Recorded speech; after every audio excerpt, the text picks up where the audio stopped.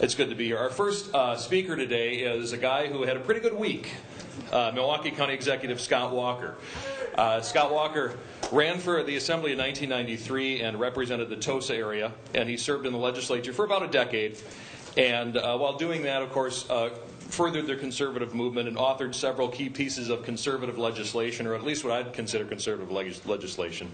Things including truth in sentencing bills and tough on crime legislation and medical privacy protections. And with his conservative credentials, was the perfect man to take over after Tom Ament and had his scandal in Milwaukee County.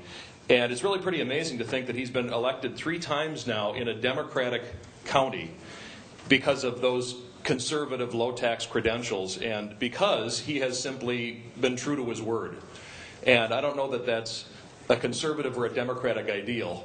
And I wish more politicians were just true to their word and were as easy a read for voters as Scott Walker has been. So since 2002, he's been the conservative leader of a Democratic county. He's held the line on taxes, and he was rewarded for it by just being reelected. So, Milwaukee County Executive Scott Walker.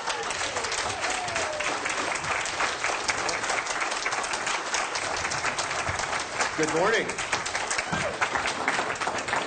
Good to be with you. I wasn't coming in late reading the morning newspaper. I've got in a moment. I'm going to show you some headlines to make my point about how we can improve the economy, not just here in Milwaukee County, but all across the state of Wisconsin. And before I go into that, I'm going to talk again with these headlines on 3 different points: a little bit about optimism for the future, a little bit about the challenges we face, and then finally about some of the opportunities we have to tackle those challenges. But I just want to tell you right off the bat, and Jay, first of all, Jay Weber is such a great voice. It makes up for what I usually have to face in papers like this to get some help on talk radio. So Jay Weber just does an incredible job.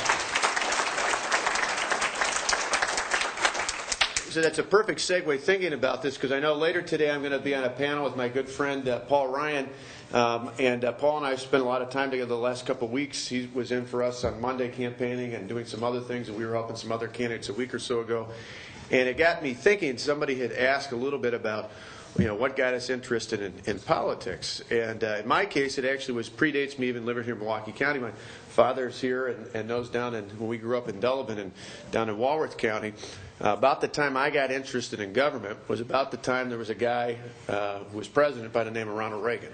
And I think for people like Paul and I, and probably many of you here in this room, when you think about not just your interest in politics, but an interest in public service, it came from President Reagan, who really kind of changed, not just Republican or Democrat, changed the sense of being proud to be an American again. The other thing I liked about the President Reagan, was exactly why it's so important to be here today, and that is the fact that he talked about ideas. He had a goal. Didn't matter whether you were a professor at Georgetown University or you were the taxi cab driver driving into the nation's capital. Everybody knew he stood for lower taxes, less government, and strong national defense. And that was pervasive all throughout his presidency. It wasn't something he said and then forgot about it when he got to Washington. And why sessions like this are so important, and I'm going to talk in a moment about some of the optimism I have coming out of Tuesday's elections. But I think increasingly, the media, the mainstream media, at least the print media, all too often looks at us as conservatives and thinks we're just naysayers. We're not. You know that. I know that. We know that. Jay talks about that all the time. We're not naysayers. We just got a better way of doing things that doesn't rely so much on government, but instead relies on the people. Liberals have faith in government. We have faith in people. And that's what gives me ultimately optimism. And I think that was the kind of infectious optimism that Ronald Reagan had. Was he believed in the future of this country because he believed in our people and believed if we just chipped away at the decade upon decade upon decades worth of government buildup on the federal, state, and local level, we can empower the people to take this country and this society back, and certainly did a lot to do that. Now's our chance to do that in the future. So when I start out, I want to talk a little bit about the economy, and the first thing up is it's certainly the optimism. And so the headlines we talked about, certainly the one we had here, you had all across the state. Gableman victorious. That was another one. And then to put a little self-promo in, that was worth a clap. Not just that I won, but I love the headline. Even the Journal-Sentinel had to acknowledge Walker wins with tax curbing theme. So we... even they couldn't deny the truth. But I think if you look, Tuesday certainly gave us optimism because we had been preconditioned since November of 2006 to think that all was for naught, that 2008 was going to be, the end of the world for conservatives and the end of the world for this country. And I think we showed, at least here in Wisconsin on Tuesday, that conservatives can win, but there was a lesson to be learned. It wasn't just that we won. It was conservatives or a conservative message, because I would say Gableman, myself, and the veto, the Frankenstein veto being a conservative theme, not a candidate, were all three examples of where if you're bold, if you're unapologetic, whether it's you're a law and order conservative, whether you're a tax-cutting, fiscally responsible conservative, or whether you've got a conservative message, as long as you're bold about it, as long as you're aggressive about it, as long as you're not meek and stand back and say, well, maybe I am, maybe I'm not. But for candidates and for those supporting candidates and ideas that are bold and aggressive and straightforward, we can win. You look at that. Yeah. And I think that's good news for the economy. Even in the Supreme Court race, if you think about it, certainly there was a lot of focus on law and order, and that clearly played a role. The difference between Mike Gableman, having been a former prosecutor and having been a tough on law and order type issues, having the support of so many of the sheriffs and police chiefs and other law enforcement professionals across the state of Wisconsin. But the other part that was missed somewhat in the coverage of this race is I think it has a good optimistic sign for the future of our economy here in the state. When you think about the fact that that was Jim Doyle trying to hone in a little bit. Because as much as we were optimistic about Tuesday, I think he was in a bit of a funk after Tuesday. But I think he was 0 for 3. He had in Pedro Colon in Milwaukee, and he was 0 for 4. But if you look at that, even the Supreme Court race had an impact on our economy. Because you remember back a year and a half or so ago when the court went on this wild rampage where they started saying things like, if you're a manufacturer here in the state of Wisconsin and somebody else manufactures a product, say 20, 25 years ago, and you just happen to be in the same industry, not the same provider, the same industry, somebody can sue you for the liability of a different product, say a paint company. That's just outrageous. If you looked at things like medical malpractice, and the court said, we can chip down those very reasonable bipartisan measures that were put in place to put controls on medical malpractice suits so that medical professionals, particularly specialists, OBGYNs and other specialists in and high poverty areas or in rural areas across the state, part of the reason why we have so many medical professionals that do such a great job in the state of Wisconsin is because for years our medical malpractice rates were relatively low compared to places even just like Illinois across the border. Well, the Supreme Court said, no, we got to throw that out. When you look at farmers here and across the state, and you look at the nuisance lawsuits that are out there, the court's making decisions about saying, no, let's just open the door to those sorts of nuances. Well, it got so bad after a couple of those decisions that we had a series of stories and columns in places like the Wall Street Journal saying, Katie barred the door, Wisconsin, because the trial attorneys are on their way in, and you're going to become a litigation magnet. And that's something that for any employer, and I'm going to talk about some of our opportunities in the future in a few minutes, but for any small business, mid-sized business, or large corporation, when you start talking about adding more litigation as opposed to taking some of the litigation headaches away, that is a recipe for disaster when it comes to the economy. So to have a justice now who recognizes it's not the role of a Supreme Court justice to be an activist, to make new laws where the legislature and the governor haven't enacted them, but instead to enforce the law and, most importantly, the Constitution, I think it's a good sign for the economy, so I'm optimistic. When you look at the veto message there, the message about the Frankenstein veto, I think it's not just a matter of people being frustrated with just how outrageous some of the things that Jim Doyle did. I mean, to take things out of the transportation budget and then to redirect them elsewhere into the budget to pay off friends like his friends at WEAC and others is outrageous enough. But again, looking at it from an economic standpoint, I think the voters recognize that there needs to be a check and balance, a true check and balance on spending. That you shouldn't give appropriation authority to an unelected bureaucrat like the Secretary of Administration to determine when and how you spend money. That should be left in the hands of the lawmakers, people who are here like Don Pridemore and others who are here this morning. I saw Scott Gunderson, you're going to hear from, and others here. They and the governor should have the authority to determine when and how you appropriate money, not someone who's unelected. So I think that was a check and a balance. And certainly in our race. I'm not going to spend too much time on that. Jay talked a little bit about it. But I think that is probably very significant aside from me personally, because I don't believe that I won the election. I believe that we won the election because we had a combined message. We had a message that started out back in 2002 with the recall and talked about reform, but all too often the Main Street media overlooks the fact they think it was just about a pension, and certainly that was what prompted this. But I believe it was about years of pent-up frustration from the property taxpayers here in this county who said, we're not getting any real value out of our dollars. We're not seeing value out of the system that supposedly is out to help us. We're seeing our money going away and going up and up and up for outrageous things, and it was the pension that blew the top off. So instead of just focusing, and we focused on reforming the pension system, but beyond that, the media has still been perplexed in the last two elections because they think, okay, he solved it. The electorate's going to go back to electing liberal Democrats in Milwaukee County. And what they missed, and thankfully the voters didn't, they weren't fooled on April 1st, was the fact that the voters want value out of their dollar. The voters in this county, and I believe all across the state of Wisconsin, have had it with just, laying back and getting run over by the bureaucracy and the tax and spending machine in Madison and Milwaukee and elsewhere, and instead want some value out of that. We're proud that we did 6 straight budgets. We're going to continue to do them in the future without increasing the property tax levy from the previous year. What's interesting is even though there are some highly publicized battles I have with our county board during election or during a budgetary time, the reality is even with the county board here locally overriding some of our vetoes in each of those last several budgets, we went from having a 6% increase in our property tax levy the year before I took office to each of the last 6 budgets on average have been less than a 2% annual increase. Now, I want 0. I'm going to keep pushing that. I'm going to veto back to that. But I think we've won just in the sense that we've changed the terms of the debate to say just how close to 0 are we going to be now and in the future. And someday, I think not just here but in the state, we should be talking about not only how do we hold the line on taxes, but how do we actually cut taxes to put more money back in the hands of taxpayers and the people who create jobs in this state.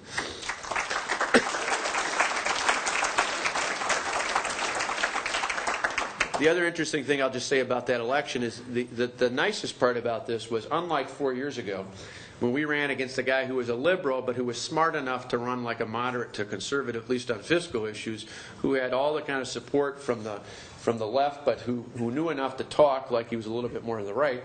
In this case, as Jay definitely knows, we had an unabashed liberal. In fact, even the Journal-Sentinel phrased this when we got in the election originally as the election between a tax and spend liberal, and I liked this. They thought they were knocking me, but they called me a penny-pinching conservative. It said it was unabashed. There's no way you could disguise the difference between the two of us. It was just as clear as could be. And the fact that we took 59% of the vote, I think, is a great sign, not just for us, but for other candidates in the future, particularly in the fall. So that was the one part. I want to start with that optimism. And just a reminder to pass on for all of you who are activists supporting candidates going into the fall elections, remind them the best lesson learned from Tuesday is if you're conservative, be proud about it. Be proactive about it. Be aggressive about it. Be forceful about it. Don't apologize for it. Get out and make the case, and the voters will be drawn to that because whether it's on taxes and spending, whether it's on law and order, whether it's on good family values, across the board, those messages can win here, and if they can win here, they can win anywhere in the state of Wisconsin. So that's a good bit of optimism.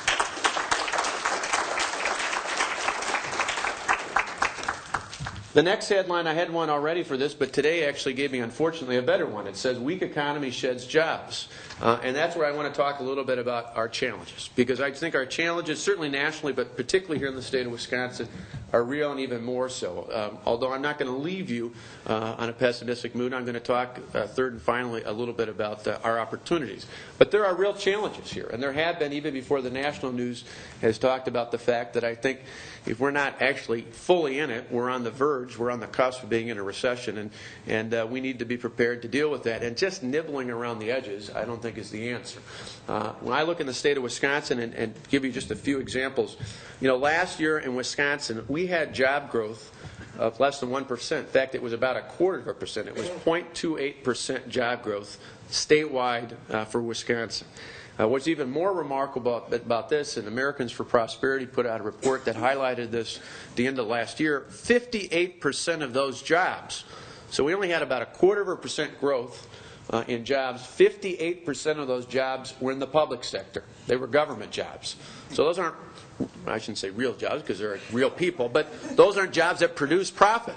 Those aren't jobs that fuel the economy. In fact, those are jobs that in many cases, I would argue, actually depress the economy because there are more regulators, more influence, more bureaucracy that blocks things and takes more of our tax dollars.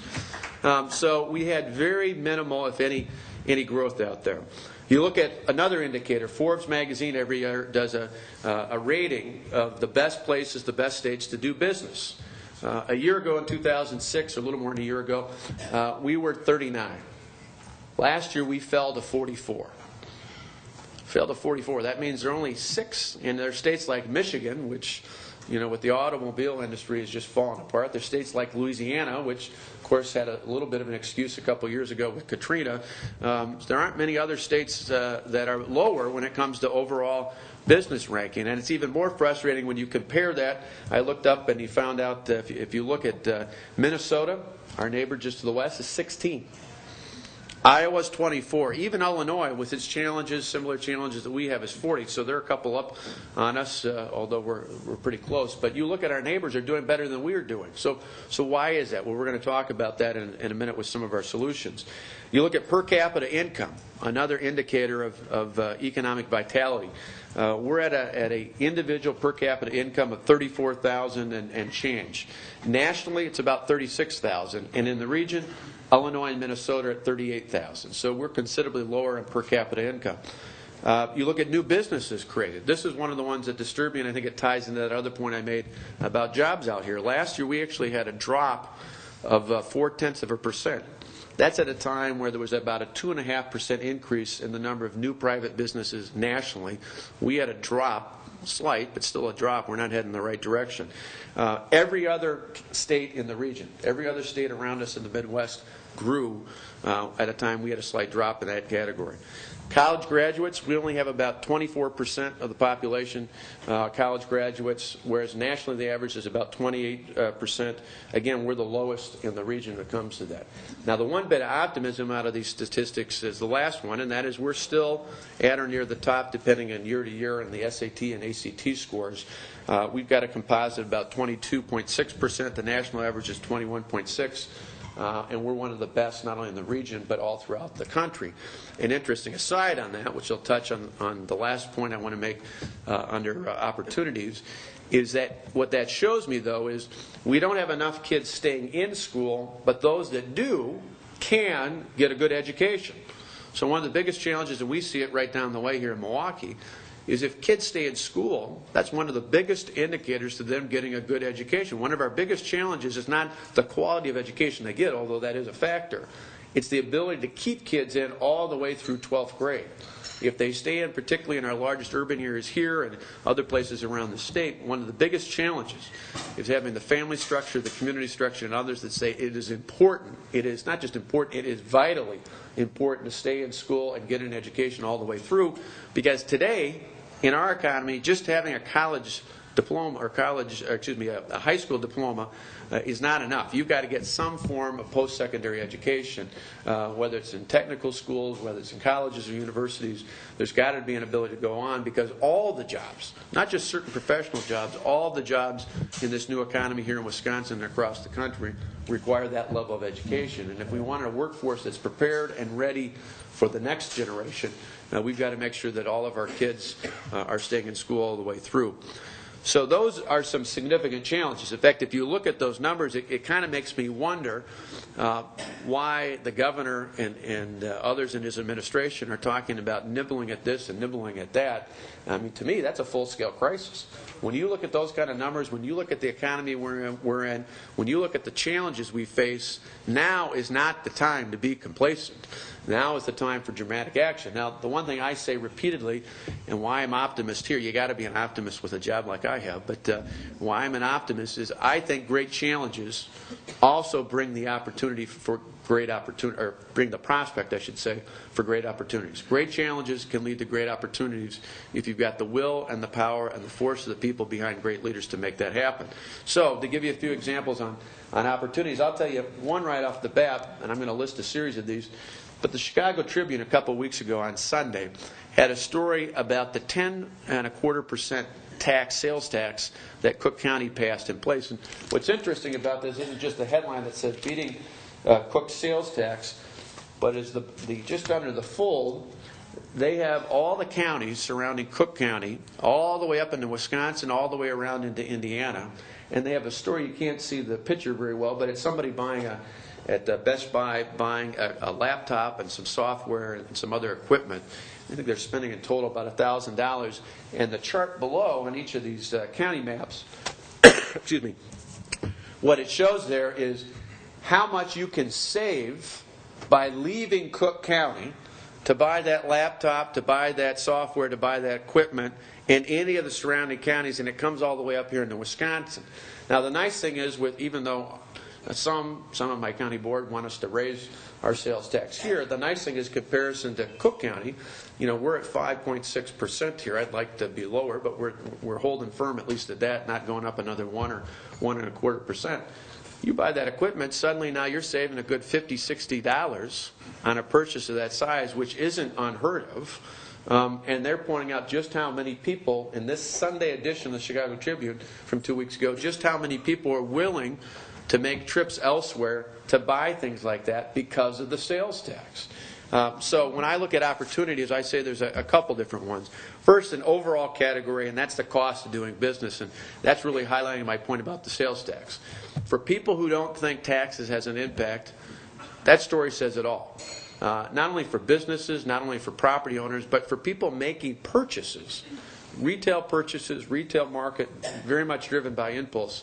If you've got that kind of a difference, or vice versa, if somehow people here in Wisconsin were to say, oh yeah, 10.25%, let's go up to that. If Chicago can be that high, we can be that high. Well, if we do that, what are we going to do? We're going to drive people elsewhere. We're going to do exactly what they're pointing out here. And so the last thing we want to do, particularly when the economy is tight, is to push people out of their homes, out of their businesses, out of the state, to make purchases, to make economic investments, to make their choice about where they live and work and play. And so taxes are a key part. I think right now, I'll give you one good example.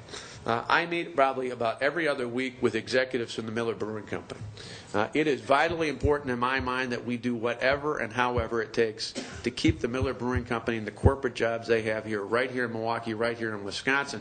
Now, as you know, as you've been following, last year they and Molson Coors out of Colorado announced that they were making a joint venture. Now, there's a little time for us to push on this, because it probably won't be until later into May and June when the U.S. Department of Justice makes the decision about whether or not they can legally go into that joint venture. But remember, this is something the media often overlooks. The stated reason they made that announcement about this joint venture was to save $500 million. Now, anybody who says they're not going to look at the cost of doing business, in this case, i.e., the cost of taxes, in this state, in this community, in this region, is just on a different planet, because that is a key factor. Certainly the cost of employees, the cost of the workforce, the cost of other things plays into that as well. But you can't save $500 million if you don't look at the cost of what the government is in this community or any other. That's why about a month ago, Peter Coors, probably in a moment of greater truthfulness than maybe they were prepared to take at that time, said they might not be in either Colorado and Golden or in Milwaukee. They may go to Chicago or San Antonio or someplace else, because they're going to look selectively at where their best impact is in terms of their cost of doing business. I think right now